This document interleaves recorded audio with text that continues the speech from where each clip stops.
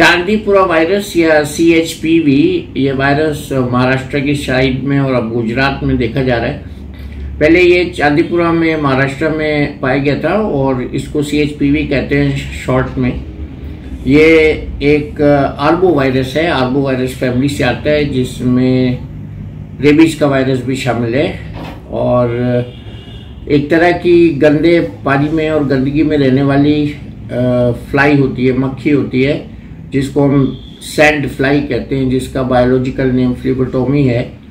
और इसके अलावा ये डेंगू फैलाने वाला जो मच्छर है एडिस इजिप्टाई, इसके ज़रिए भी ये वायरस फैलता है।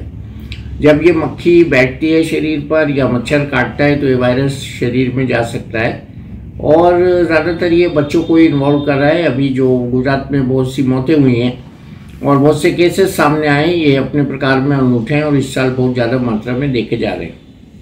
ये वायरस ब्रेन को भी प्रभावित करता है, तो इसलिए नसों और ब्रेन के लक्षण होते हैं और इनकेफ्लाइटिस होती है। शुरू में बुखार आता है, बदन टूटता है, जुकाम, बुखार, फ्लू लाइक पेशेंट को लक्षण होते हैं और इसके अलावा वो बाद में बेहोश भी हो सकता है। बच्चों में इनकेफ्लाइटिस जब होती है तो दौरा भी आ सकता है। तो दौरा आने के बाद बच्चे को ब्रेन में स्वेलिंग आती है, बच्चा बेहोश हो जाता है और क्योंकि इसका कोई ट्रीटमेंट नहीं है एंटीवायरल ड्रग से, इसलिए हमको इसकी रोकथाम पर ही ध्यान देना होगा।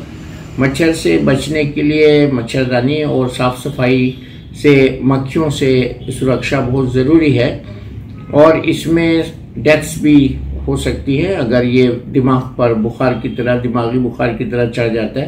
तो इसलिए इसकी रोकथाम बहुत ज़रूरी है और सरकारें इसकी रोकथाम में लग गई हैं और इस बार ये केसेस जो सामने आ रहे हैं उसके साथ साथ फुट एंड माउथ डिजीज का भी वायरस सेंट्रल इंडिया में, दिल्ली में भी देखा गया है। तो ये भी बच्चों का एक वायरस है मिलता जुलता।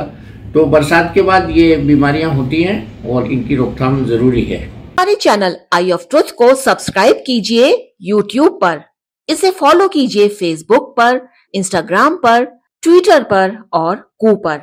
हमारे चैनल के बारे में फीडबैक देने के लिए हमें मेल कीजिए ioftruth.6@gmail.com पर।